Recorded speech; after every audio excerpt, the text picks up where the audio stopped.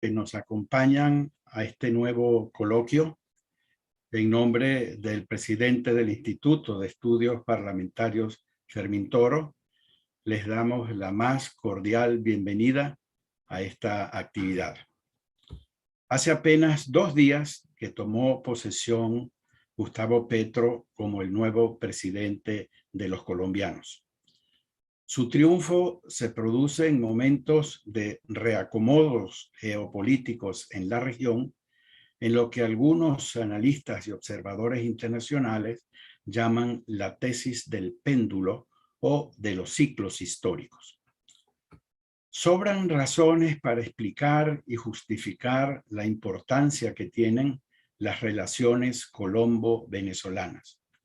Ambos países hemos construido estrechos lazos que, aún con los altibajos y las fricciones propias de dos países que comparten una extensa frontera de 2.219 kilómetros, se ha mantenido en paz sin que las acechanzas belicistas se instalen en nuestros territorios. Se trata de una relación que ha discurrido entre tiempos de cordialidad y cooperación y otros en los que los prejuicios, recelos y suspicacias han provocado momentos de apremios y tensiones. Con todo, no cabe duda de que, como corresponde a una política de Estado, las relaciones con Colombia han ocupado un lugar de primer orden en nuestra agenda de política exterior democrática y ha recibido la merecida atención y prioridad. 2 décadas atrás éramos ejemplo real de integración, aquella que, más allá de las importantes cifras de comercio bilateral y del intercambio de bienes y servicios, se extendía a los ámbitos de infraestructura, energía, educación, cultura, cooperación en la lucha antinarcóticos, por citar algunos temas. Si bien la victoria de Gustavo Petro en Colombia pareciera confirmar la ya citada tesis del péndulo en América Latina, sus primeras decisiones en cuanto a la composición del equipo de gobierno, por ejemplo, como lo registran comentarios en medios internacionales, apuntan a presentarlos como un dirigente pragmático. Las expectativas sobre su gobierno son enormes, como también los desafíos que habrá de enfrentar. Mención especial debemos hacer de la reciente reunión entre los cancilleres de Colombia y Venezuela en la ciudad de San Cristóbal, estado Táchira, en la que se decidió la progresiva normalización de las relaciones diplomáticas, el nombramiento de embajadores en ambas capitales, la revisión de la agenda binacional y la realización de esfuerzos conjuntos para garantizar la seguridad y la paz en la frontera de ambos países, entre otros asuntos. Para hablar de estos temas, hemos invitado a un calificado grupo de expertos que nos brindarán sus opiniones sobre los desafíos que enfrentarán las relaciones bilaterales y la manera de superarlos para lograr la deseada convivencia, así como la reconstrucción de esas relaciones. Nuestros panelistas de hoy son Socorro Ramírez, graduada en Historia por la Universidad Pedagógica. Obtuvo la maestría, el doctorado y postdoctorado en Relaciones Internacionales en el Instituto de Altos Estudios Latinoamericanos de la Universidad de la Sorbona en París. Fue profesora en el Instituto de Estudios Políticos y Relaciones Internacionales en la Universidad Nacional de Colombia. Miembro de la Comisión de Política Exterior. Miembro de la Comisión Presidencial de Integración y Asuntos Fronterizos colombo-venezolano. Posee una extensa obra editorial en materia de política exterior de Colombia, relaciones internacionales, seguridad andina y sobre todo en las relaciones colombo-venezolanas. Socorro actualmente es miembro de Puentes Ciudadanos Colombia-Venezuela, una iniciativa de la sociedad civil que busca construir espacios de convivencia y la reconstrucción de la relación bilateral entre ambos países. Nuestra segunda invitada es Ana María Saavedra, quien es comunicadora social, editora general y coordinadora de Colombia Check, una organización sin ánimo de lucro que reúne a más de 100 periodistas asociados en Colombia para promover el periodismo de investigación. Ha trabajado como editora del diario El País de Cali, fue becaria del programa Balboa en El País de España, egresada del programa de comunicación social de la Universidad Autónoma de Occidente en Cali. Durante algunos meses trabajó en el diario El País de España, donde realizó trabajos en materias judiciales e inmigración, entre otros. En estos años de carrera se ha especializado en cubrir temas del conflicto armado, el narcotráfico y la seguridad ciudadana. Nuestro tercer y último invitado de hoy es Luis Alberto Rusián, quien es abogado por la Universidad Católica Andrés Bello de Caracas. Cuenta con una especialización en integración económica y globalización. Por más de 27 años ha trabajado en temas relacionados con el comercio internacional. Ha tenido una larga trayectoria en el sector público y privado. Fue asesor en materia de integración y comercio en el Instituto de Comercio Exterior de Venezuela, en tiempos en el que participó como negociador de acuerdos comerciales con la Comunidad Andina y los tratados de libre comercio del Grupo de los Tres. Fue presidente de la Comisión Antidumping y actualmente es presidente de la Junta Directiva de la Cámara de Comercio e Integración Colombo-Venezolana. Doctora Ramírez, tiene usted la palabra. Bueno, muchísimas gracias, Edmundo. Celebro mucho estar en una reflexión como esta con Ana María y con Luis Alberto.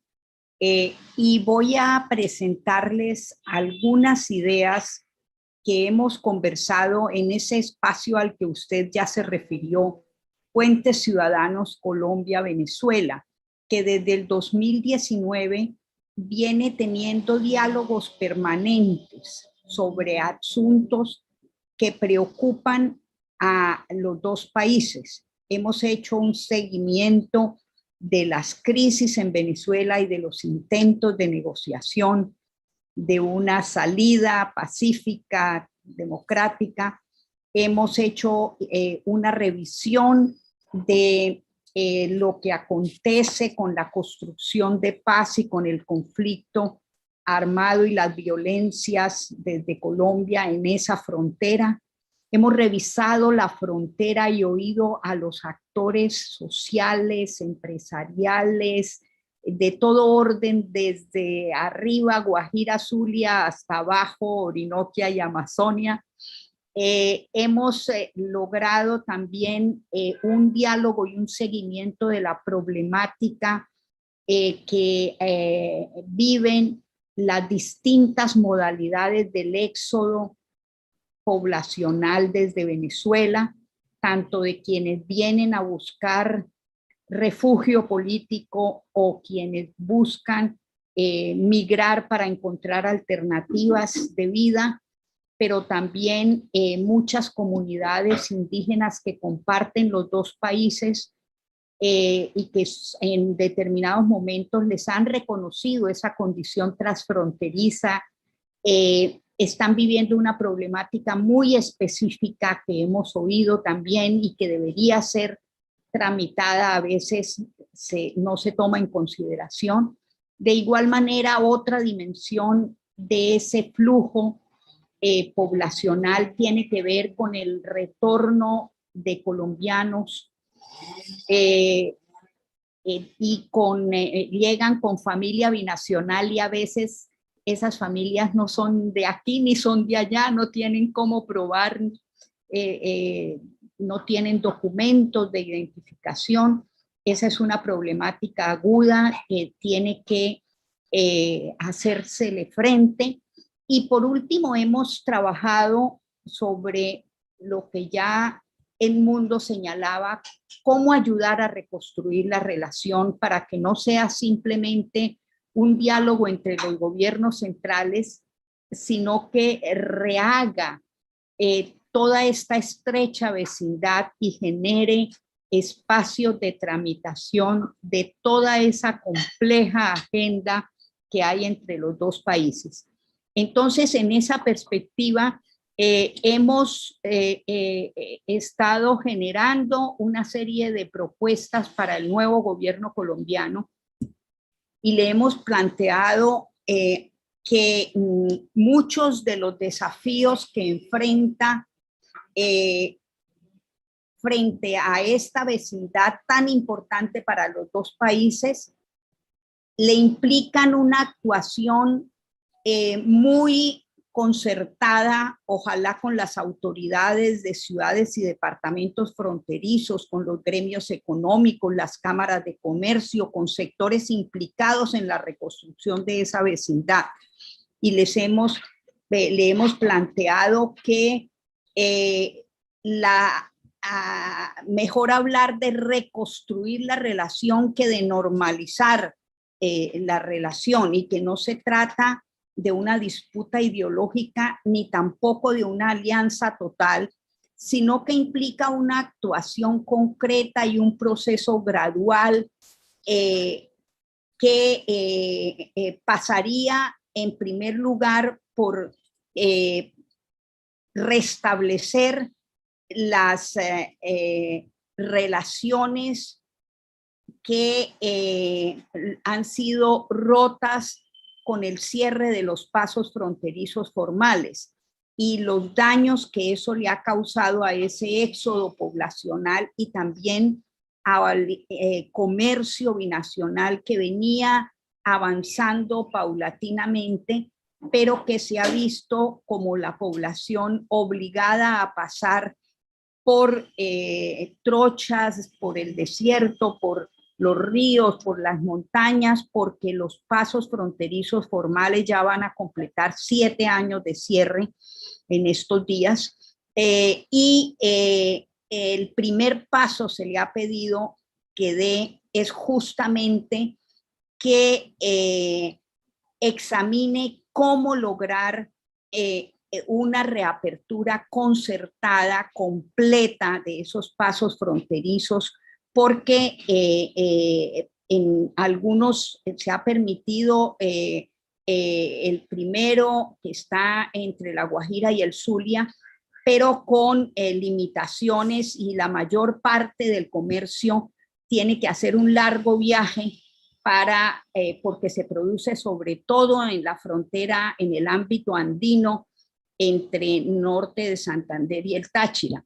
Entonces, que esos puentes binacionales han sido fuertemente deteriorados con todo el proceso de bloqueo, e implica un esfuerzo conjunto urgente para ponerlos en funcionamiento. Incluso hay un puente binacional que ni siquiera se alcanzó a inaugurar, y estos flujos poblacionales que además requieren, sobre todo en ese ámbito fronterizo, el paso permanente de lo que tanta gente tiene que venir a buscar servicios, a buscar bienes de este lado, y en el cierre de todos esos puentes se vuelve y de todos esos pasos fronterizos formales se vuelve una problemática muy grande. Y en ese primer punto que le estamos planteando al nuevo gobierno colombiano, le estamos diciendo: no asuma la frontera como equivalente a la línea limítrofe. Los gobiernos centrales tienden a reducir la mirada.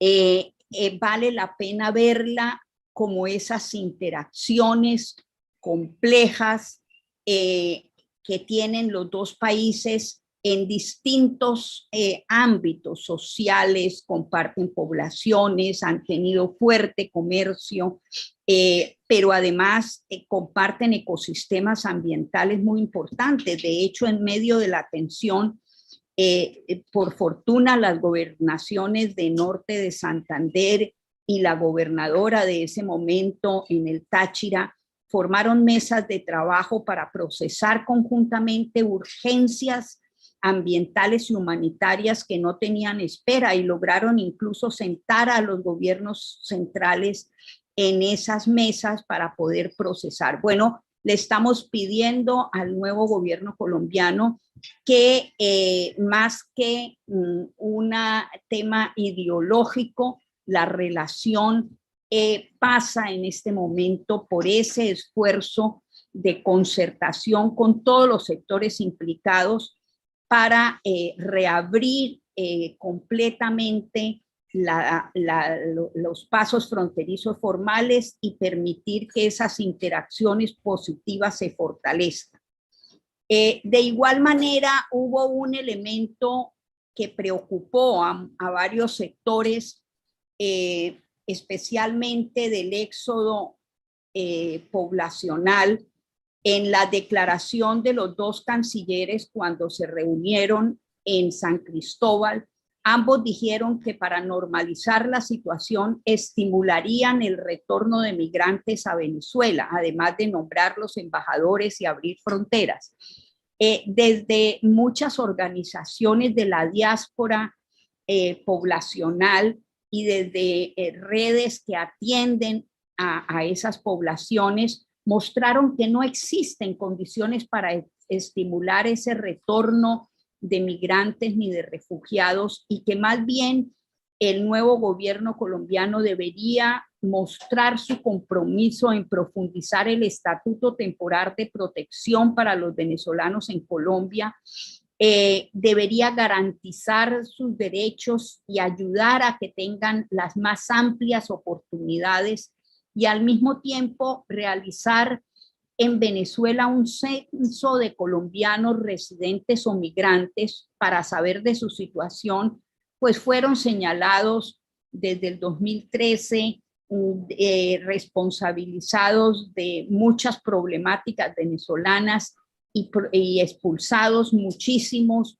presionados a salir de Venezuela. Entonces, una mirada a esa situación vale la pena que el gobierno de Petro pueda concretar con su par venezolano.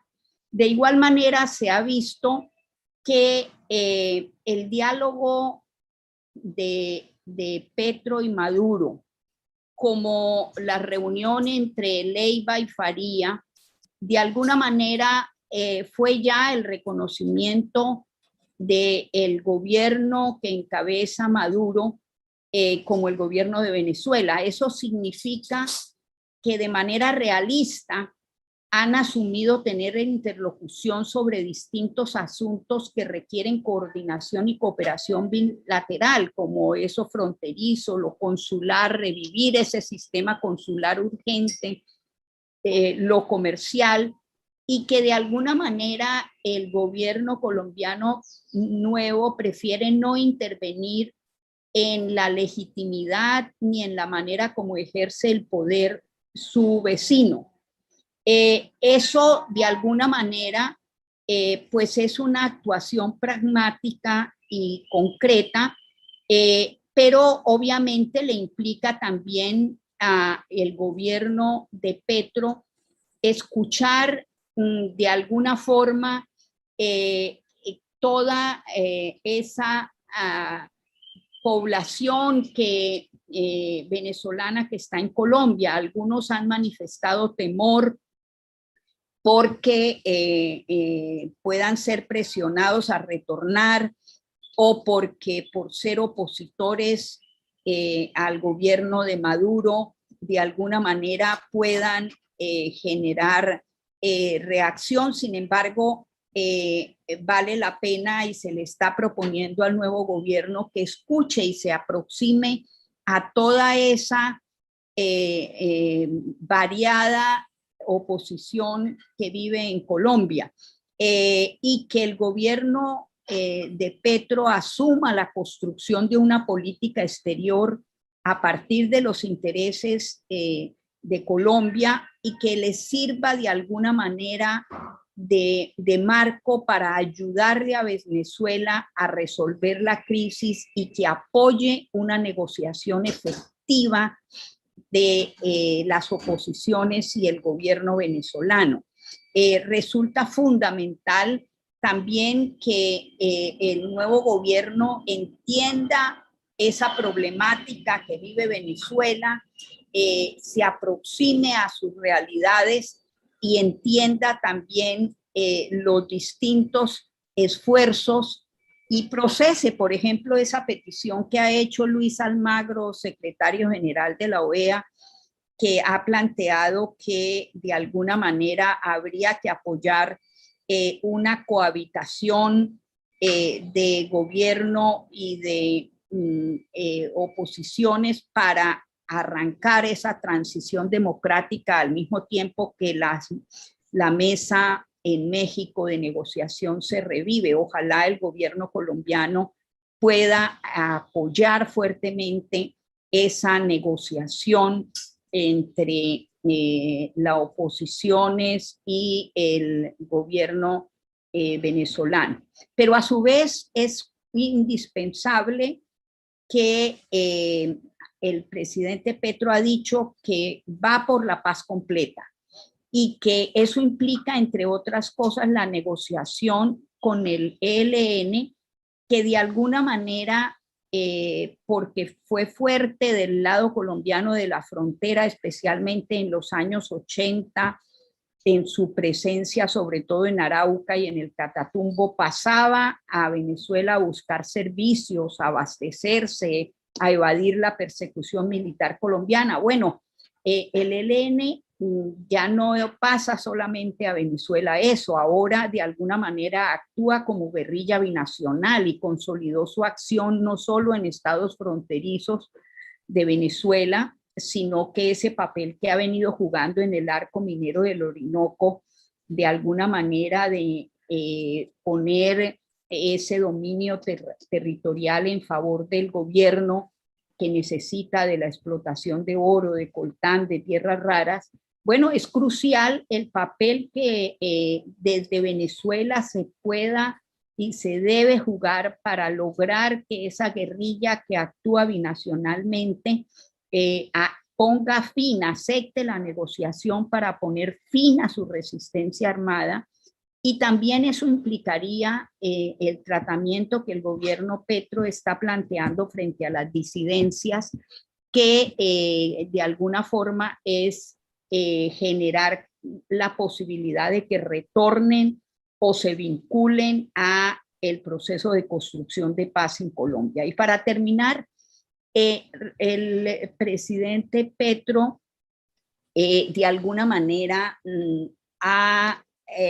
bueno, en la campaña llegó a decir, a referirse al gobierno venezolano, al régimen venezolano como una dictadura, y en su discurso de posición y en su campaña ha insistido mucho que él no se va a hacer reelegir, que él va a gobernar solo 4 años.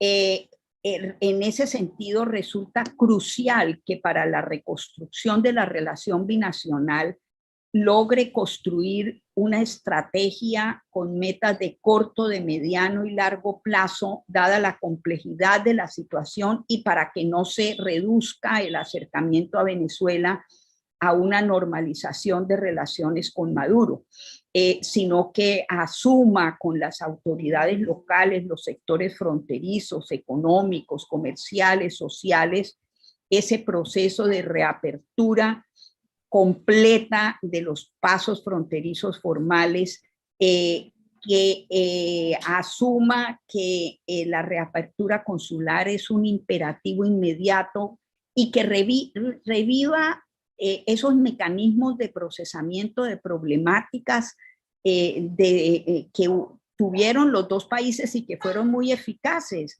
Esa Convifrón, por ejemplo, sentaba a las Fuerzas Armadas y de policía de ambos lados para estar permanentemente procesando y dialogando y actuando en común sobre todos los problemas de seguridad fronteriza y de violencia en esas zonas. bueno, revivir la COPIAF a la que ya Edmundo hacía referencia contando que pude ser miembro de esa comisión desde comienzos de los 2000 hasta que dejó de funcionar. Bueno, eso fue un espacio extraordinariamente rico de escuchar a todas las autoridades locales y a todo lo que en cada parte de la frontera, en cada ámbito, estaba ocurriendo. De hecho, nosotros, por ejemplo, acordamos que no nos reuniríamos en Caracas y en Bogotá, sino cada vez lo haríamos en un espacio de la zona fronteriza y arrancamos por el Amazonas venezolano y pasábamos, la reunión siguiente era al otro lado y así fuimos recorriendo toda la frontera. El primer día de nuestra reunión era para oír a las autoridades locales y a todo lo que socialmente estuviera organizado, de tal manera que nuestra sesión de deliberación al día siguiente permitía recoger las voces y entender las problemáticas del territorio. Bueno, ojalá que esta relación que recomienza no se quede en un acercamiento entre los gobiernos centrales, sino que le haga frente a todos estos desafíos y a estos retos que tiene tanto Colombia como Venezuela, y el nuevo gobierno colombiano ha dicho estar dispuestos a asumirlos. Ojalá y así sea. Muchísimas gracias, Socorro, por esta intervención. Me tengo que morder la lengua para no responder a esta introducción general que has hecho, que presenta claramente todos los desafíos que debe enfrentar el nuevo gobierno de Colombia para buscar la normalización de las relaciones con Venezuela. Yo voy a mencionar solamente, rescatar 2 o 3 elementos de tu intervención para no extenderme y dejarle más bien el espacio a los otros ponentes. Pero sobre todo lo que quiero es destacar la necesidad que ustedes lo han planteado a las nuevas autoridades de revivir los temas consulares, que es un asunto de capital importancia, la reapertura de los pasos fronterizos formales que existen en la zona, escuchar a todos los sectores, no solamente todos los sectores involucrados, sino todos los sectores de la sociedad venezolana, revivir y reactivar todo ese andamiaje institucional, toda esa arquitectura que construimos a lo largo de los años, sobre todo en la década de los 90, que sirvió para aliviar las tensiones y para buscar soluciones a los problemas que se suceden en una frontera tan viva como la Colombia y Venezuela. Me estoy refiriendo a esos mecanismos como la COPIAF y la CONVIFRON, que tan útiles fueron en esos tiempos. Tendría muchas más cosas que comentar a tu intervención, que has dibujado en pocos minutos la realidad que enfrentan los venezolanos también en Colombia y el tratamiento que debe dársele a este drama de las familias binacionales. Le ofrezco la palabra a Ana María Saavedra. Adelante, Ana María. Bueno, gracias, Edmundo. Qué buena intervención la de Socorro. Creo que dando un paso a esta gran introducción que hace Socorro sobre estos desafíos y estos retos, yo pues les quería hablar un poco más sobre en este momento cómo estamos en Colombia, cómo estamos, justo acaba de pasar el 7 de agosto, que fue un día bastante representativo. Voy a compartir pantalla, denme un segundito, espérenme 2 segundos. Que estoy, aquí está, denme un segundito, comparto pantalla acá, que tengo abierto cualquier cantidad de pestañas en el computador. Aquí está, compartir. ¿Ustedes están viendo la presentación? Sí. Listo, entonces espérate que empecé al revés. Bueno, Mi presentación hablaba un poco sobre un reacomodo de las fuerzas políticas en Colombia tras el triunfo de Gustavo Petro. Primero, pues empecemos para decir si hay tal reacomodo. Y llegamos con toda una expectativa que muchos llamaron el primer presidente de izquierda de Colombia. Un tema que generó debates, que otras personas no estuvieron de acuerdo, pero en general sí es el primer presidente que ha estado más en la izquierda del país, en un país que históricamente pues había tenido, es mucho más conservador. Y llega justo en este momento, pues ya tenemos claro un gabinete de Gustavo Petro, un gabinete paritario de 9 mujeres y 8 hombres, un gabinete que ha tenido aciertos y que ha dado tranquilidad a muchos sectores, pero que en otros casos también ha generado algunas dudas.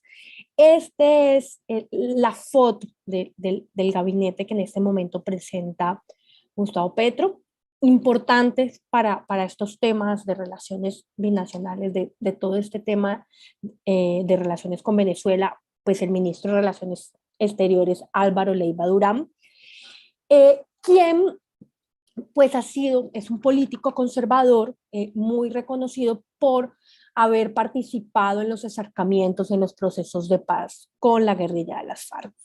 Fue vital en los acercamientos en el gobierno de Pastrana, en los gobiernos siguientes y durante el proceso de paz de Juan Manuel Santos, que llevó al acuerdo de paz, también pues fue una de las personas vitales en estas negociaciones. Varios analistas, muchos analistas hablaban un poco de este tema sobre qué significa el nombramiento de Leiva Durán. Y es que Petro con él busca poner en la agenda internacional el tema de la paz como prioritario. Y es una gran paradoja porque durante la campaña, en un artículo que yo hacía para Diálogo Político, que es un portal de la Fundación Konrad Adenauer, yo decía que en temas de agenda el acuerdo de paz y el conflicto armado no había estado tan fuerte en la agenda tanto en los debates como en el panorama del espectro de desinformaciones y de narrativas durante las elecciones. Pero ahora en la agenda Petro está marcando una gran claridad frente al cumplimiento del acuerdo, frente a los temas relacionados con lo que se acordó en el acuerdo, pero también frente a este gran acuerdo nacional que llama él, que es buscar una paz, como decía Socorro, con los diferentes grupos armados. Entonces, ese nombramiento de Leiva obedece mucho a ese tema. De ese su gabinete, que se ha dicho que es menos a la izquierda de lo que muchos esperaban, pero sí ha habido unos nombres que han generado temor, lo que yo les decía. La ministra de Trabajo, Gloria Inés Ramírez, quien ha sido recordada, y en este caso para hablar aquí con ustedes, pues le han sacado bastante sus declaraciones de cercanía con Hugo Chávez, con el presidente Hugo Chávez en su momento, y varias de sus declaraciones resaltando, o sea, rescataron estas viejas videos. Y hay una expectativa frente a lo que va a pasar siendo la ministra de Trabajo. Guillermo Reyes, ministro de Transporte, también ha sido criticado, pero en ese sentido por algunas personas, incluso más analistas como Rodrigo Prime, porque pues Guillermo Reyes había sido señalado de plagio en algunas de sus libros.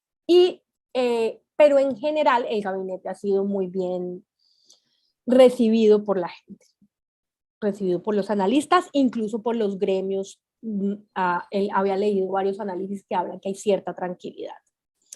Este es el Congreso en este momento. Esta es la foto de este momento. Estos son unos gráficos que hizo la silla vacía.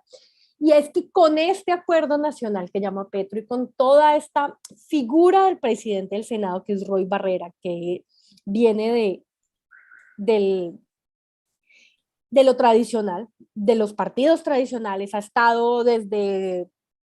saltado por todos los partidos, estuvo furibista, después estuvo con Santos y ahora está con Petro, pues le ha servido esta figura de camaleón político para hacer este acuerdo y para tener una mayoría en el Congreso. Entonces vemos que así arranca una mayoría en el Senado.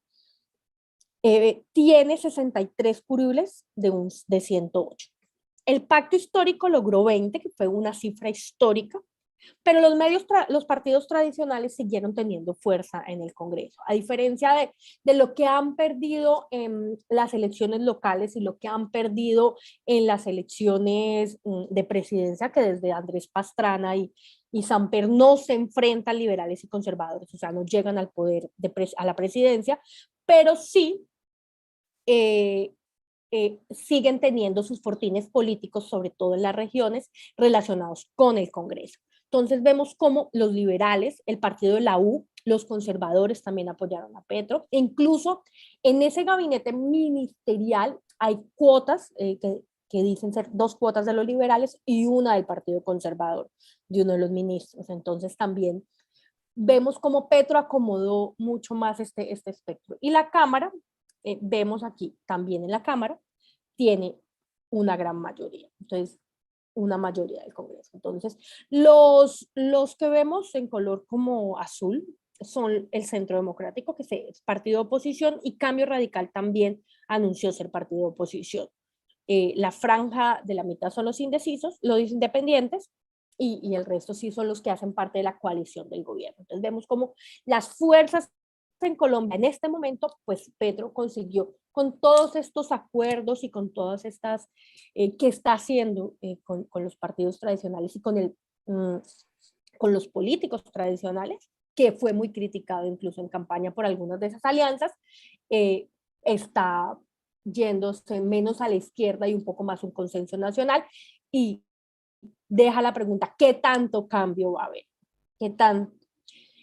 La posesión del 7 de agosto con una imagen bastante disidente, con una imagen que tiene múltiples interpretaciones. Por un lado, siembra temores frente al paralelo que se hace con Hugo Chávez, siembra un temor frente a la espada de Simón Bolívar, pero al mismo tiempo también hay que hacer una lectura interna del contexto de esa espada para Gustavo Petro con el M-19. Pues es una espada histórica para el movimiento, para el M-19, y en las palabras de Gustavo Petro cuando habló de la espada, también de un contexto un poco de este pasado guerrillero, pero también de la oportunidad de decir, aquí estoy, presidente de Colombia, con todo lo que ha pasado, pero con un proceso de paz que fue exitoso como el del M-19.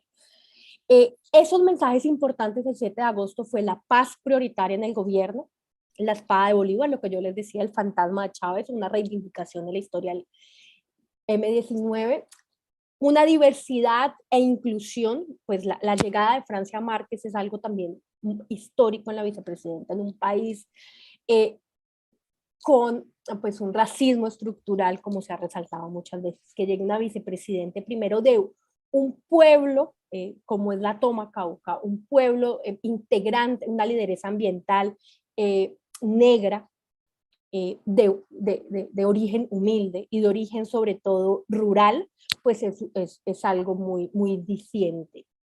Y otro de los grandes temas que deja esta posición y que deja como estos discursos de Petro es el cambio climático, o sea, todo su panorama ambiental, su apuesta. Empezamos esta semana con pues, noticia en Colombia sobre la reforma tributaria. José Antonio Campo, el ministro de Hacienda, presentó el texto completo del proyecto de ley que se llama Tributaria para la Igualdad y la Justicia Social. Ese proyecto de ley se presentó con menos de lo que ellos aspiraban o lo que anunciaba en campaña Petro de recaudar, pero se bajó. Hay unos puntos importantes como son los impuestos para las gaseosas y para los ultraprocesados, que ha generado cierto debate, y un impuesto para la clase alta y una forma diferente de interpretar los ingresos, sobre todo para los rentistas. Entonces esto es algo de política muy local. Y vamos ya al tema que nos tiene aquí, que son las relaciones con Venezuela. Podríamos decir que en este momento está con incertidumbre en algunos puntos que creo que Socorro ya tocó. Pero primero, ambos candidatos, Petro y Hernández, en su campaña anunciaron el restablecimiento de las relaciones. Ambos dijeron, incluso lo dijeron de una forma muy ligera, al otro día abro abro todos los puentes, permito el paso, abro el consulado, decía Rodolfo, abro la embajada, abro el consulado. Entonces, o sea, fue un poco ligero, pero ambos tenían ese discurso de restablecimiento de las relaciones. Leiva, en su visita, que Socorro la mencionaba, con Carlos Faráis, habló de una normalización gradual que incluye nombrar embajadores y funcionarios consulares, abrir los pasos fronterizos. El problema es, pero no hay una hoja de ruta clara hasta el momento. Lo que decía Socorro de los puentes fronterizos, abrirlos sin saber en el estado de infraestructura que están. Yo hablaba con unos periodistas en Cúcuta y me hablaban un poco que estaban en muy mal estado algunos de los puentes. Entonces, cuando pase esa carga, ¿qué pasa? O sea, ¿cómo va a ser ese proceso? Pero hay otro punto muy importante y aquí al final yo les quiero mostrar uno de los proyectos que tenemos en Colombia Checa que se llama Conectando Camino por los Derechos. Y no se ha hablado mucho del Estatuto Temporal de Protección. No se ha hablado. El gobierno Duco dejó un COMPES en el que están como la hoja de ruta y que está pues el dinero para el ETP, pero Petro hasta ahora no ha sido muy claro sobre qué va a pasar con el ETP. Ante la ausencia de relaciones entre Colombia y Venezuela, pues el gobierno interino de Guaidó se había creado aquí una embajada del gobierno interino de Guaidó, donde los colombianos retornados, los venezolanos, tenían acceso a al apostillaje de sus documentos y a muchos de los documentos, y a mucho un servicio consular, pero que servía solo aquí en Colombia, que hacía parte de uno de los puntos de estas relaciones. Entonces, está en la incógnita qué va a pasar eso, cómo va a ser esa transición de esta embajada que estaba de Guaidó con el gobierno pasado, cómo va a ser el trámite de todo lo que habían apostillado, de todo lo que habían, de todos esos procesos que venían con los colombianos retornados y con los migrantes venezolanos, y cómo va a ser ese tránsito entre la normalización de las relaciones con el gobierno de Maduro. Entonces, ahí hay grandes preguntas todavía, y hay muchos cuestionamientos porque no se ha hablado del tema. Entonces, creo que pues una población de más de 2 millones de personas que están en este momento en Colombia, creo que Migración Colombia hablaba de 2,5 millones, ahora estaba buscando la cifra exacta, que está en este proceso, que ya había hecho como todo el proceso en el Estatuto Temporal de Protección. Entonces, hay como muchas dudas, mucha incertidumbre frente a eso. Y hay otro punto de gran incertidumbre, que son los asilados. Lo que hablaba Socorro de la oposición, pero también sobre las personas asiladas que estaban en Colombia. Muchos de ellos, algunos me decía una amiga muy cercana, que se habían ido, pero hay otros que siguen, hay otros que no tienen cómo salir del país. Hay una columna muy conocida de Ana Bejarano que hizo en el país, que hizo sobre Armando Info, pues que es este periodista venezolano que está asilado. Entonces, ¿qué va a pasar con los asilados cuando se restablezcan las relaciones? ¿Qué garantías tienen las personas asiladas en este país? Finalmente, les hago un paneo rápido sobre lo que yo les hablaba de Conectando Caminos por los Derechos. Denme un segundo. Dejar de compartir. Denme un segundo, voy acá y lo abro acá. Que no se ve, ¿cierto? No. Denme un segundo, vuelvo a compartir. Aquí está. Este es nuestro proyecto en Colombia Check. Colombia Check es un medio de comunicación dedicado al fact-checking, a la verificación del discurso público y la verificación de las desinformaciones. Desde hace más de un año tenemos un proyecto que se llama Conectando Caminos por los Derechos. Esta cifra está desactualizada.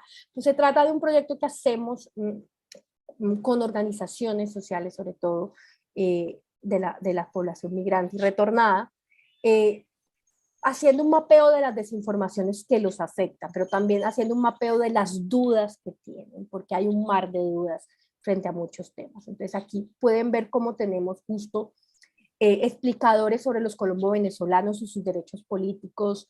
Es falso que mediante un proceso de PQR se pueda agilizarse su PPT. El PPT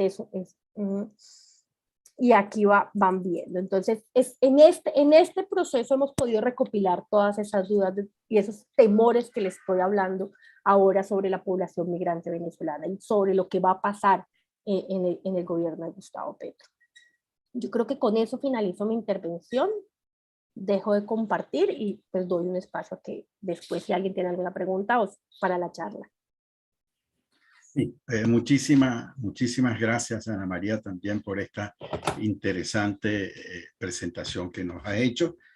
Primero sobre los reacomodos de las fuerzas políticas en el Congreso, que como bien lo dijiste, aseguraban una mayoría parlamentaria para el nuevo gobierno. También interesantes tus versiones sobre la composición del gabinete, que es un comentario bastante generalizado en torno a la figura de algunos personeros allí, como el canciller Leiva, una persona reconocida internacionalmente como un hombre equilibrado y negociador y que busca los caminos de la paz, que es importante en este momento. Te referiste también a los temores que suscitan algunos de los nombramientos. Bueno, yo creo que eso es válido en cualquier circunstancia de un nuevo gobierno. Habrá que ver cómo avanza esa materia.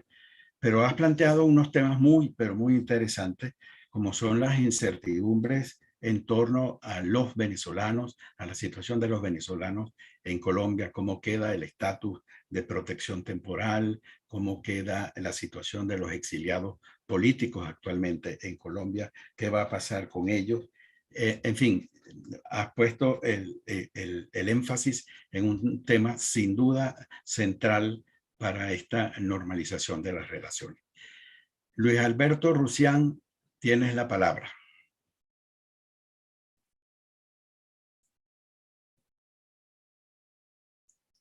Tienes que activar el sonido.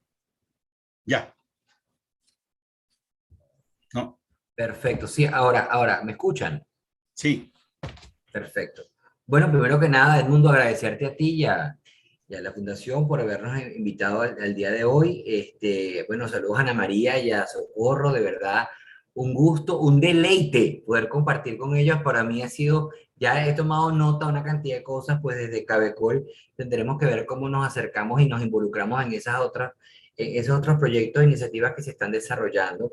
Y bueno, quiero aprovechar también para saludar a otra cantidad de personas que están presentes, y por lo menos a Carlos Romero, Fernando Rodríguez, a Ramón Guillermo Vela. De verdad que, wow, qué audiencia de qué nivel. Espero estar a la altura de las circunstancias. Simplemente pensé que no traigo en láminas porque pensé que esto era más bien una conversación informal donde pudiéramos compartir contenidos, pero bueno, después de estas dos presentaciones, ¿qué puedo decir yo? Déjame ver cómo hago para estar a este nivel, ¿no? Desde la Cámara, en este caso, nosotros nos enfocamos fundamentalmente en el tema de la promoción de la integración económica, temas que tienen que ver con lo comercial, ¿sí?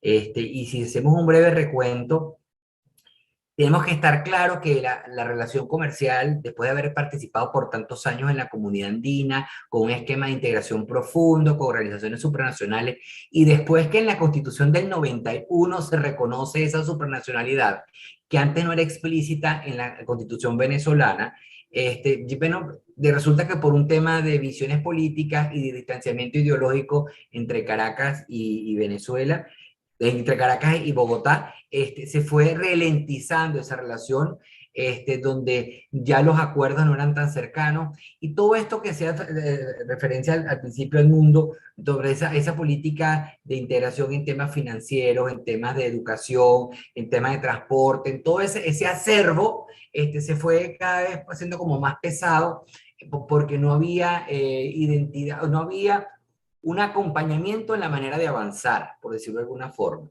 Y es de esa forma que en el 2006 Venezuela dice que se sale de la comunidad andina. Empezamos muchos como a temblar, a ver cómo podía hacerse esa situación. Hay un periodo de transición que paradójicamente, como era un momento de boom petrolero y teníamos altos ingresos en Venezuela, significó, más allá del distanciamiento político y de no avanzar en la agenda, un incremento de los volúmenes de intercambio de comercio.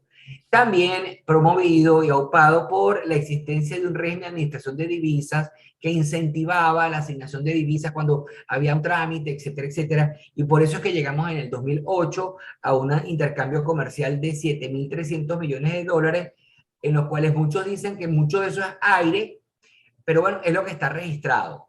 Quizás no fuesen unos 7.300, pero hayan sido 4.895 o 4.220, no sabemos efectivamente. Es mucho más de lo que sucedió después. Pero entonces, por una desavenencia política, y volvemos al tema que lo subyacente en la afectación del comercio ha sido el tema político y el tema de seguridad,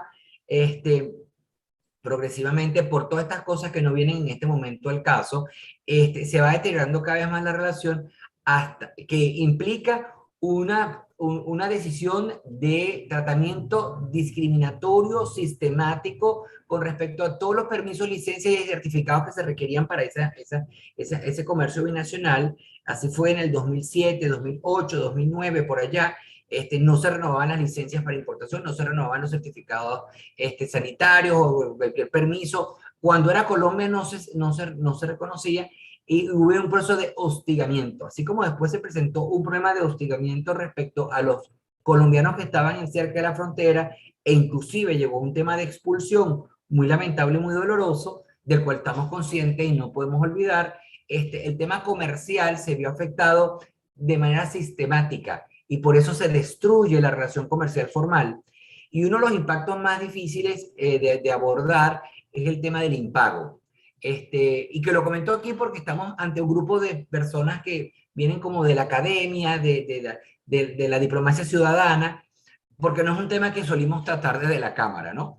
El impago es el elefante blanco que está allí presente, porque por la relación hombre-hombre, empresario-empresario, los venezolanos siempre fueron muy buena paga, y el mercado venezolano siempre fue de alto rendimiento porque era un mercado de alta renta con unos volúmenes de compra impresionantes. Es decir, en 2 o 3 tiendas de cualquier tienda en Venezuela, de alguna cadena, de alguna empresa colombiana presente en Venezuela, vendía el equivalente a la cadena entera en Colombia. Entonces, tenemos que recordar eso. Y Venezuela siempre pagó muy bien. Entonces, aun cuando empezó a haber un proceso de dilatación en ese proceso de pago, los proveedores colombianos se continuaban proveyendo a Venezuela porque había la confianza con el empresario. Pero resultó que hubo un momento en que por razones políticas se dejó de asignar divisas, y llegó una deuda muy significativa que implicó quiebras para muchas empresas, sobre todo, si no recuerdo mal, en Bucaramanga. Es decir, lo que tenía que ver con los Santanderes, que estaban como muy vinculados, muy volcados a Venezuela. También hay que recordar que esa capacidad de compra venezolana hizo que creciera de manera importante las exportaciones del sector agroalimentario colombiano para tener, más allá de otros sectores. Eso también traía, de un lado, un boom en la compra de vehículos, donde venían muchos vehículos de Colombia para esa fecha. Entonces, la verdad que la Venezuela de ese momento era una Venezuela donde había un distanciamiento político, pero en los negocios iba muy bien. Y eso fue lo que consideró en su oportunidad el gobierno de Venezuela, que pensaba que cómo era posible que lo trataran tan mal a él como agente político, pero al mismo tiempo nos compraban tanto, nos vendían tanto. Entonces, bueno, eso se cambió. Esto pasa por distintas situaciones. De la Cámara nos ha tocado llevar, y ser muy resilientes y ser muy creativos. Nos metimos en temas de solidaridad porque entendimos la responsabilidad social de las empresas, y empezamos también, para legitimar a la organización y a las empresas que hacen vida de Colombia y de Venezuela en esta relación, nos acercamos a la frontera para entenderla más con los actores de frontera. Y esto ha sido un proceso de aprendizaje muy importante, y realizamos varias jornadas de salud en frontera, tanto en el Táchira como en el norte, como en La Guajira. Nos articulamos, nos vinculamos más a los actores regionales, y la Cámara, de alguna u otra manera, es menos Caracas y más la frontera, cosa que sentimos ahora que nos hace una organización un poco más madura, mucho más sensible y empática. No siempre fue así la Cámara en Bogotá, pero también hizo un giro en los últimos años, donde incorpora a Germán Omaña, que ahora es un ministro designado por el gobierno de Petro, ¿no?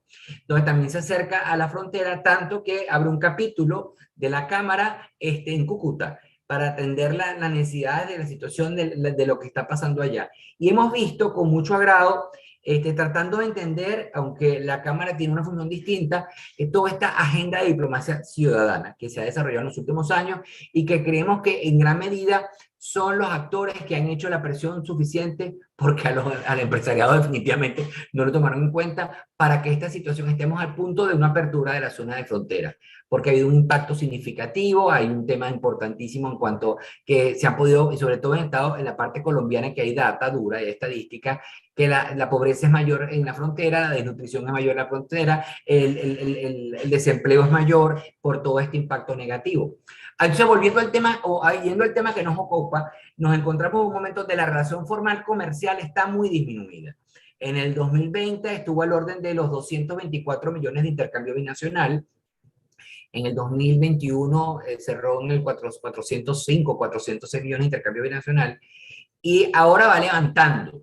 Si comparamos este primer cuatrimestre o los primeros 5 meses del año hasta mayo de este año respecto al año pasado, bueno, ha tenido un incremento importante porque es que estaba tan baja. El comercio formal en este momento está en el orden de los 256 millones de dólares de intercambio binacional, de los cuales algo así como que 200, ¿qué te puedo decir? 21 millones son importaciones que hacemos de Colombia, y solo la diferencia, 30 y tantos millones de dólares, es lo que hace, lo que exporta Venezuela. Ese comercio formal pasa, por supuesto, por arriba por Paraguachón y Maicao, donde la infraestructura nunca fue tan robusta para atender el comercio binacional como la del Táchira, Ureña y Cúcuta, porque por ahí pasaba el 60% del intercambio binacional entre nuestros dos países, y al mismo tiempo pasaban todas las exportaciones que hacía Venezuela a Perú, a Ecuador, a Bolivia, a todos los países de la comunidad andina, por el tema del sistema andino de transporte, con los vehículos habilitados y todo eso. Entonces, fue un impacto para las exportaciones venezolanas, no solo para Colombia, sino para el resto del mercado andino. Bueno, no obstante, es que Venezuela se tomaron medidas como el certificado de demanda interna satisfecha, quiero llamar la atención de eso, donde de la noche a la mañana, en el 2007, y con el tema de la exportación o el contrabando de extracción y Colombia, y el arbitraje y todo esto, las exportaciones de las grandes empresas y marcas venezolanas en el sector agroalimentario o de higiene personal o de limpieza del hogar se hicieron ilegales. Entonces, las empresas venezolanas dejaron de poder exportar de un día para otro, porque era ilegal, porque no tenías el permiso. Entonces, eso afectó de manera importante la balanza comercial, y ahora cuando la vemos tan disminuida es porque se han hecho muchas cosas que contribuyen con esa disminución. En un momento, la aduana de San Antonio de Ureña, esa aduana en Venezuela, estaban habilitadas para importar productos, pero no para exportar productos, lo que implicó también la falta de atención de clientes y de empresas venezolanas que estuvieran en Colombia. Ha habido sistemáticamente una cantidad de elementos que han hecho que lleguemos a este punto. ¿Qué cosas vemos nosotros ahora desde la Cámara respecto a este cambio, este cambio de poder, este cambio de visión que pudiéramos comprender desde acá que está sucediendo en Colombia? El primer hecho importante, más allá de las explicaciones del reconocimiento de unas autoridades y otras, que todo, bueno, lo que han dicho ustedes, tanto Ana María como Socorro, bueno, lo suscribimos perfectamente, pensamos que está muy acertado su análisis, es el hecho mismo del diálogo. El diálogo, porque tenemos años donde no hay comunicación entre Caracas y Bogotá. Y ese diálogo es lo fundamental para, inclusive en los momentos donde hay limitaciones o diferencias, poder solventar o buscar soluciones conjuntas, ¿no?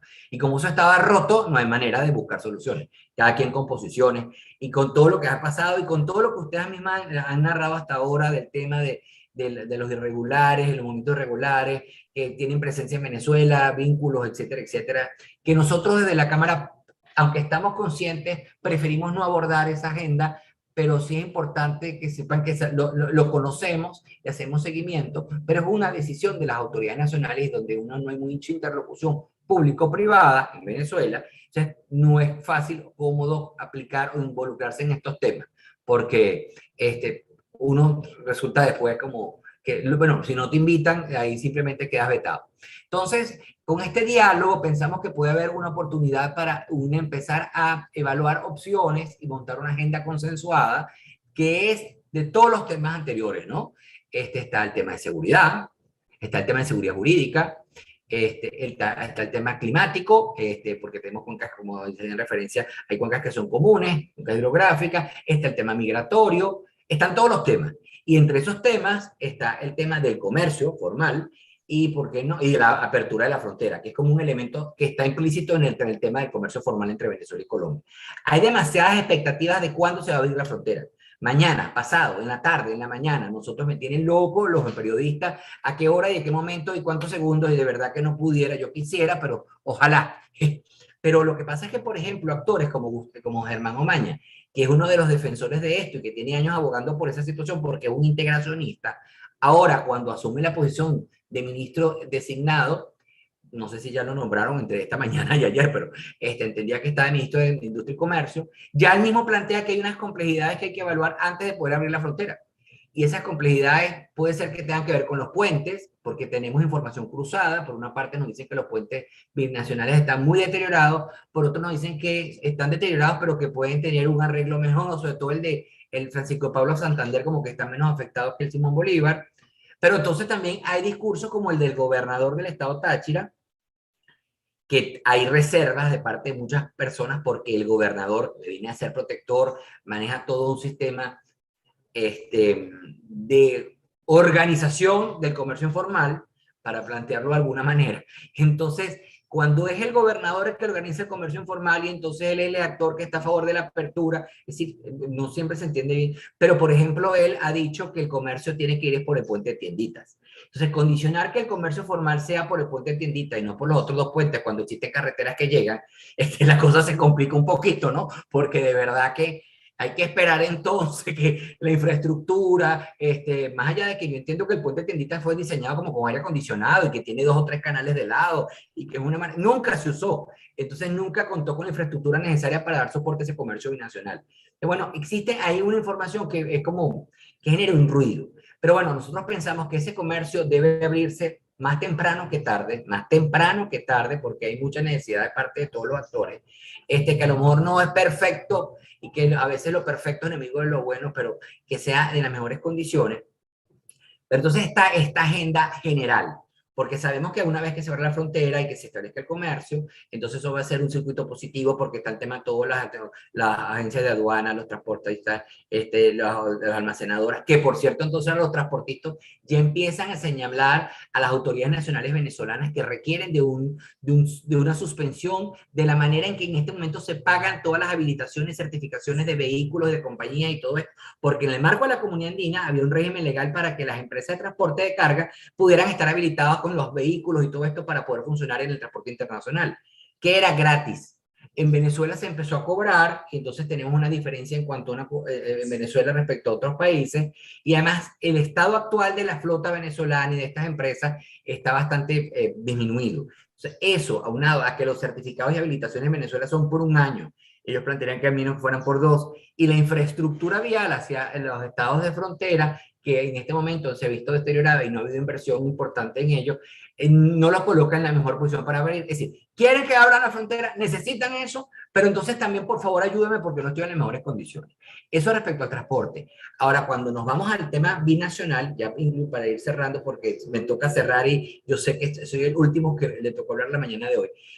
Bueno, tenemos una agenda que es muy amplia porque pasa por ese diálogo, esa construcción de la confianza, que esa apertura sea permanente en el tiempo. Entonces hay que dar señales.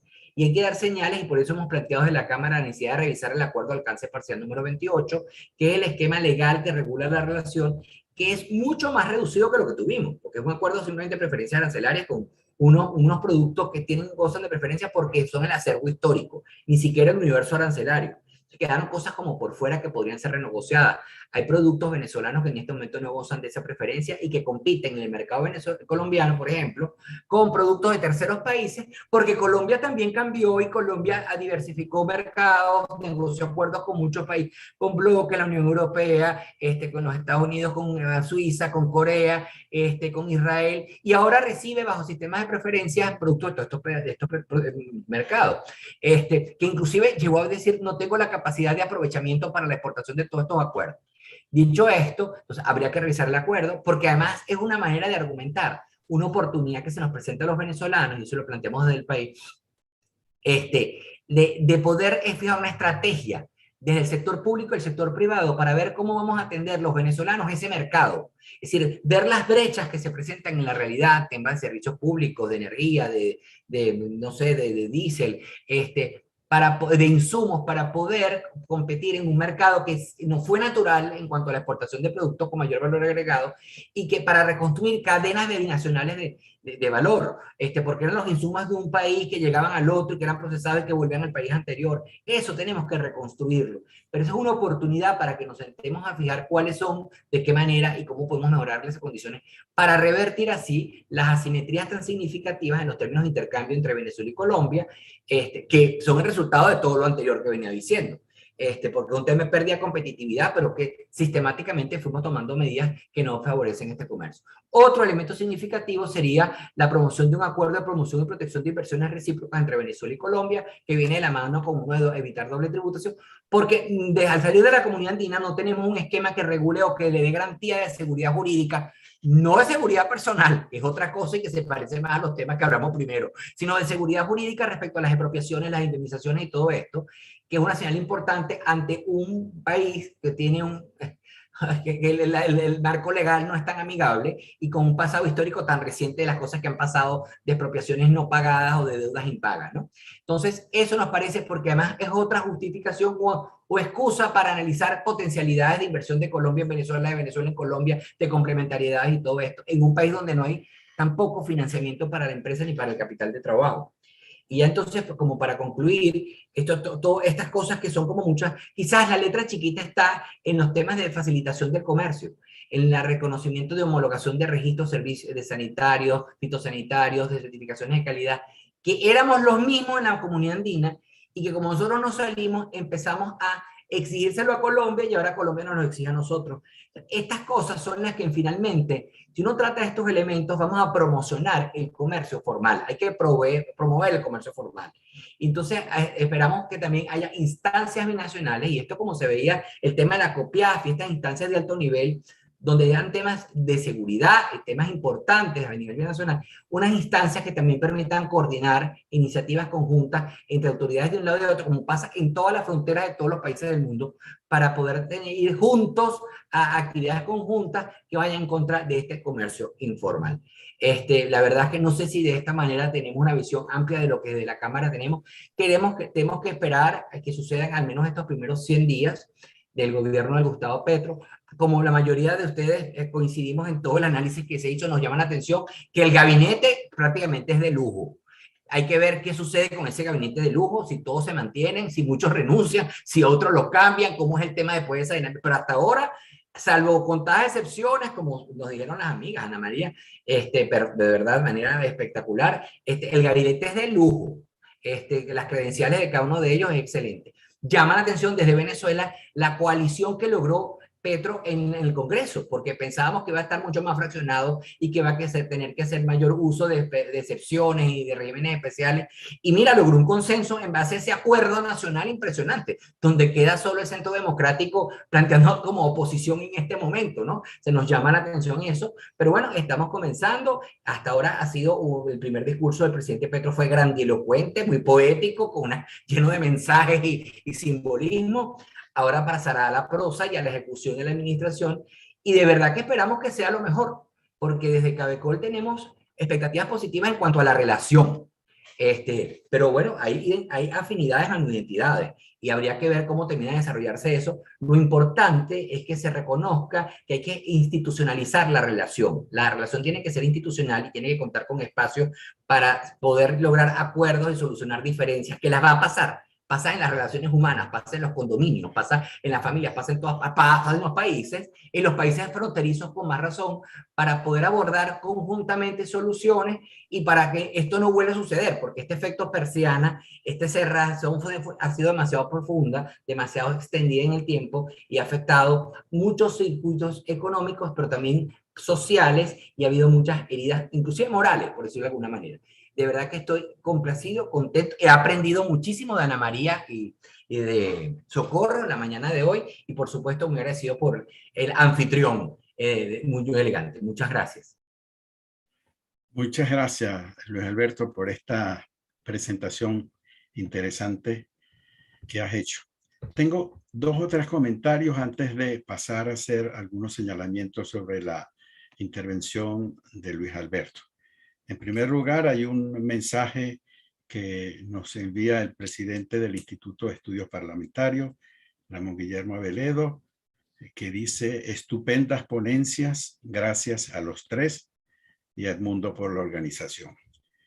En segundo lugar, quienes deseen hacer algún comentario, alguna pregunta, pueden hacerlo por 2 vías, o bien levantando la mano para que yo lo vea y le pueda pasar la palabra, o bien escribirla en el chat que está aquí y yo las iré leyendo.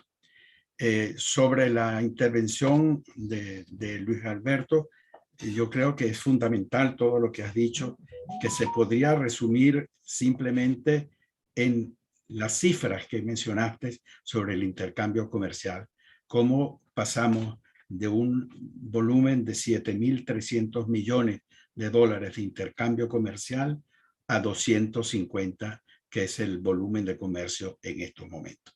Cómo se fue disminuyendo esa relación comercial y que la necesidad de retomarla, lo cual implica muchas cosas, pues confianza, promoción de inversiones, protección, garantía, seguridad jurídica, etc. Y también el tema del diálogo como elemento fundamental para recomponer la relación y para la construcción de confianza. Dicho esto, yo voy a leer el primer comentario que tengo aquí en el chat y les invito a quienes deseen hacerlo, lo hagan por estas vías o pidiendo la palabra. Aquí María Blanco nos dice que siempre ha visto Colombia como Panamá, ya que donde Estados Unidos tiene intereses no hay posiciones socialistas alguna. Por el contrario, al igual que en Panamá, debían hacer sentir que está libre y en el caso de Colombia, una manera de bajar la presión social y hacer una ilusión de inclusión y bienestar social para la relación con nuestro país. Realmente es importante manifestar que no veo un cambio. No quiero ser negativa, por el contrario, será importante que mantenga una posición estratégica para el crecimiento de la economía colombiana y la nuestra. Saludos, gracias por compartir este valioso intercambio. Ese es el único comentario que tengo por ahora. No sé si Socorro y Ana María y Luis Alberto, que acaba de hablar, tienen algunos comentarios adicionales luego de sus presentaciones, que estuvieron realmente brillantes las presentaciones de los 3. Socorro, ¿quisieras comenzar algún comentario adicional?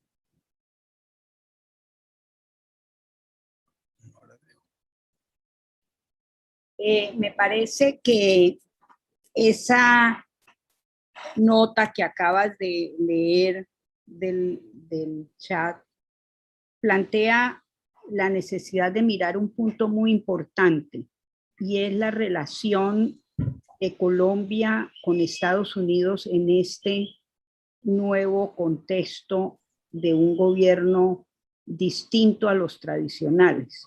Hasta ahora ha habido una serie de hechos significativos que muestran gran madurez y disposición de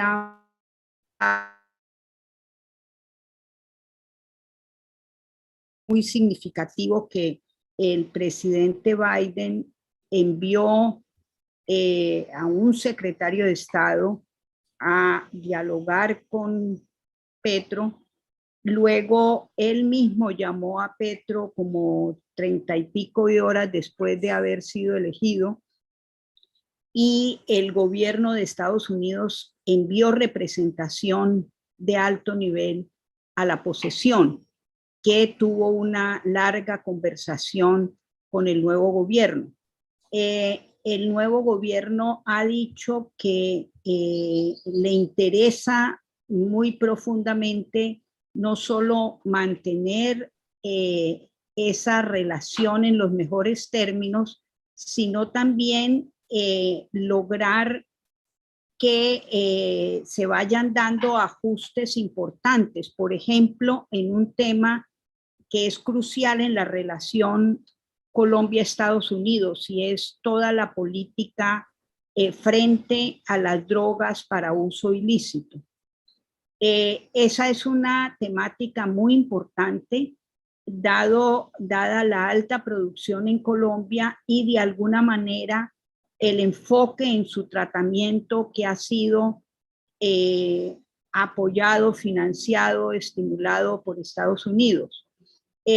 Me parece que esa discusión con el gobierno de Estados Unidos es crucial, porque implica una aproximación a la estrategia de todas estas décadas de una guerra contra las drogas que, como ha dicho el gobierno de Petro, fracasó, porque el consumo sigue muy alto, pero también la producción sigue muy alta y lo que es peor, el tráfico sigue generando, alimentando violencia.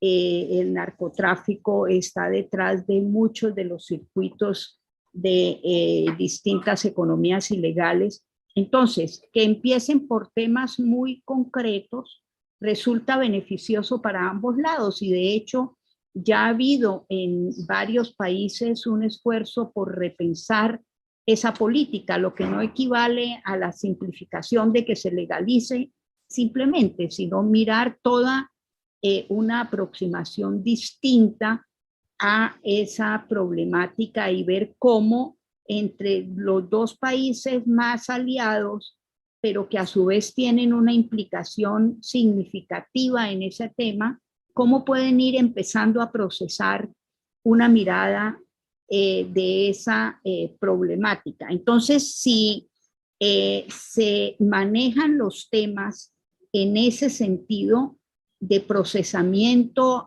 de las divergencias y de las aproximaciones distintas, más que de rupturas, pues es un punto de partida novedoso, interesante y que puede terminar generando efectos significativos. Entonces, me parece que a ese punto que plantea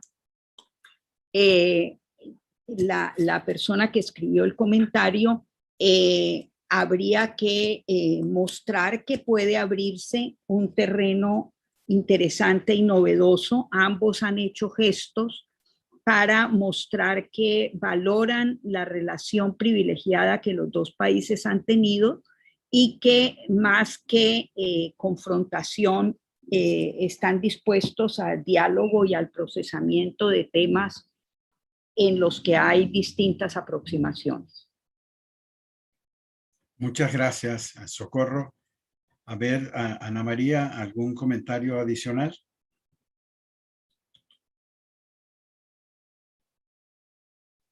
Ahora Ya. sí, ya, es que no se me permitía hablar.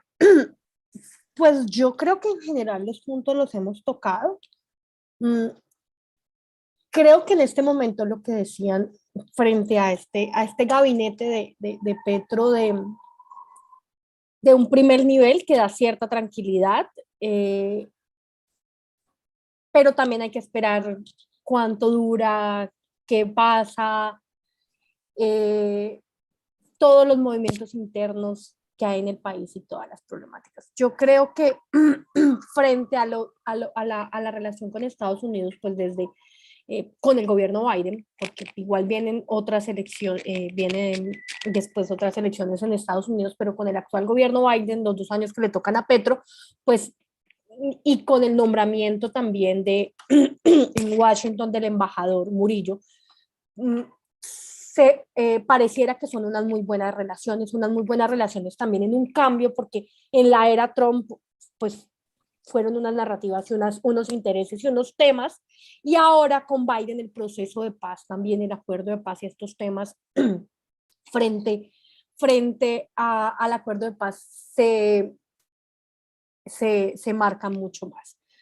En el otro tema, algo que a mí me queda la inquietud más que más que un comentario que pueda dar certeza, es una duda que se me genera frente al tema de la migración, y es cómo desde tanto las ayudas humanitarias como la agenda, el tema de migración venezolana, fue vital para las agencias de cooperación, fue vital para los gobiernos y fue un tema central durante el año pasado, pero llega a Ucrania y muchas de ese tema de las agendas internacional de los migrantes venezolanos pierde importancia y pierde el foco de muchas de estas agencias. Y en el caso de Colombia hay otro tema en particular que, retomando el tema de la paz, retomando el tema de los acuerdos, retomando el tema, pero también teniendo en cuenta que hay un recrudecimiento del conflicto armado, entonces entra esas ayudas humanitarias, ese foco que tanto se le dio, no solo en medios de comunicación, sino en las agencias de cooperación, del tema de migrante, el tema humanitario de los migrantes, pero también entonces ahora vemos el tema para los desplazados internos en Colombia y para las víctimas del conflicto armado que se está viviendo en este momento. Entonces creo que es otro de los puntos que se tiene que tener pendiente frente a lo que pasa en este nuevo gobierno y en estas nuevas lógicas internacionales. Gracias, Ana María. A ver, Luis Alberto.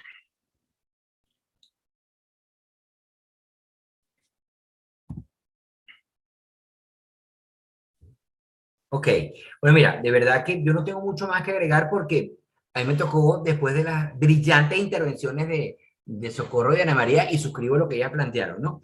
Ahora, hablando del tema de la ayuda y de Ucrania, bueno, hay un reacomodo porque el mundo está complicado.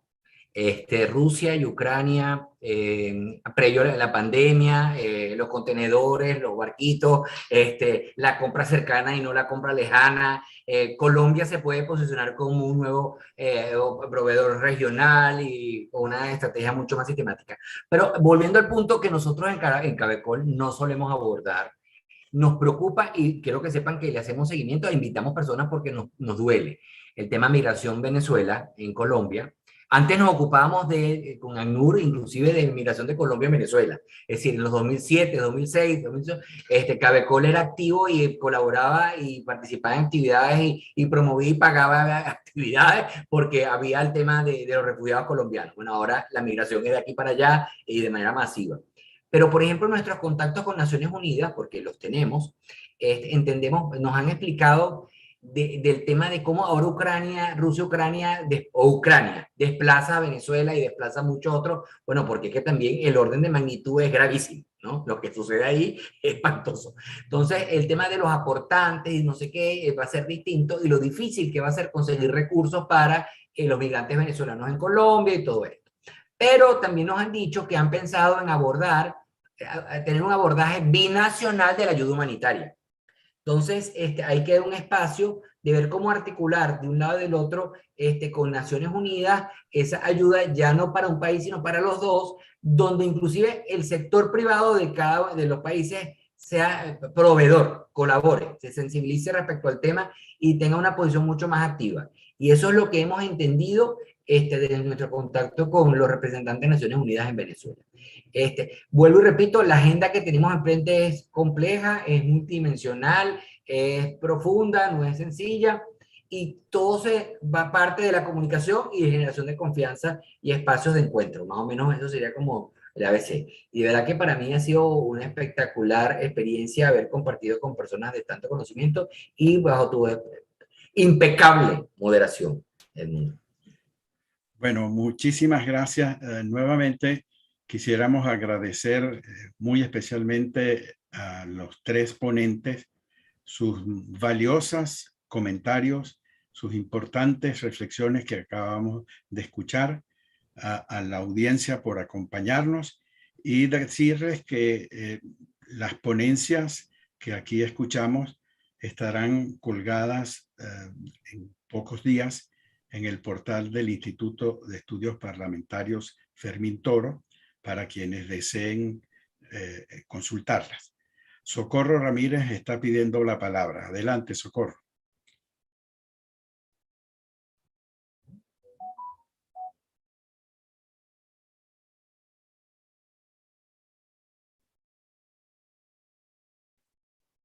No sé.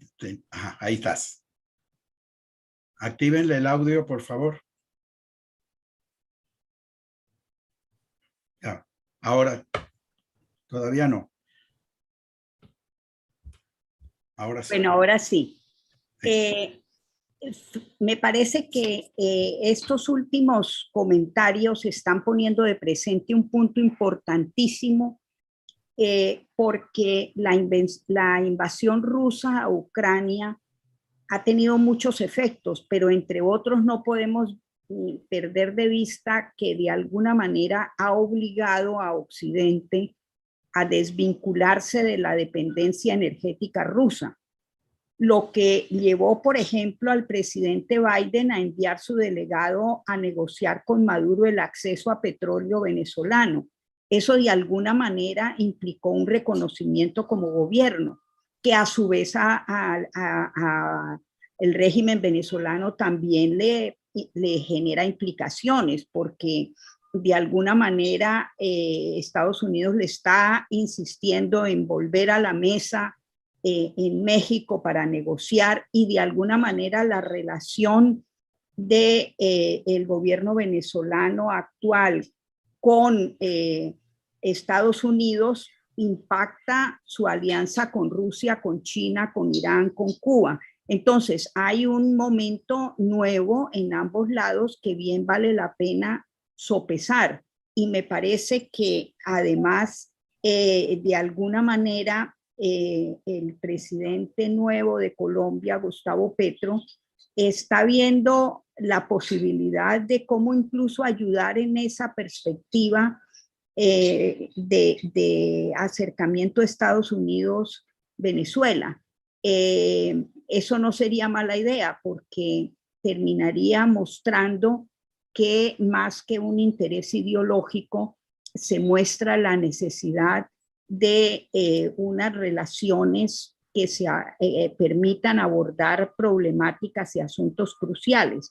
Entonces, me parece que vale la pena valorar este nuevo momento que tiene grandes expectativas. Ojalá se concreten, no son fáciles los desafíos, pero es un contexto interesante y ojalá, como decía Ana María, el cambio de gobierno en 2 años, que ya va a empezar a vivir efectos si los republicanos ganan la mayoría del Congreso, pues eso le va a implicar también a presiones al gobierno de Biden.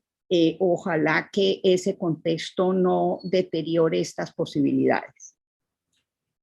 Me permito, Gracias. porque Adelante, Luis Alberto. el Adelante. tema efectivamente es como el elefante en la sala, ¿no? Y nosotros, efectivamente, yo no había hecho referencias porque desde la Cámara, y como aquí de alguna manera tengo la gorra de presidente de la Junta Directiva de Cabecol, nosotros tratamos de centrarnos en el comercio binacional y no meternos para el hondo porque es un mandato corporativo de la Junta. Tengo empresas muy importantes en la Junta Directiva, Farmatodo, Nestlé, Polar, este tipo de Banco Nacional de Crédito, es decir, que debo mantenerlo como dentro de lo conservador.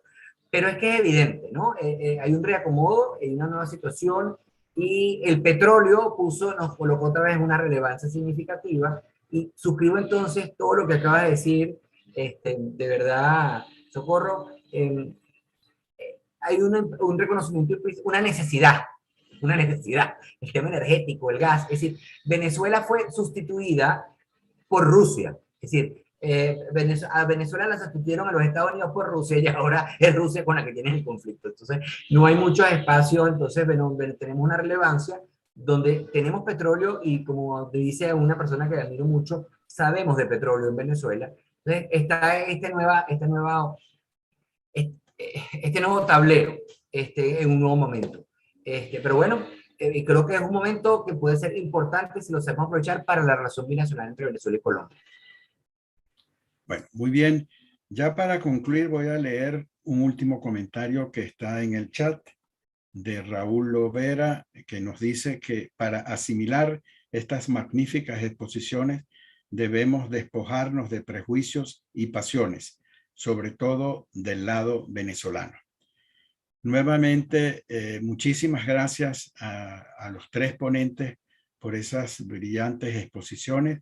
Ha sido un fructífero coloquio que hemos todos aprendido muchas cosas nuevas.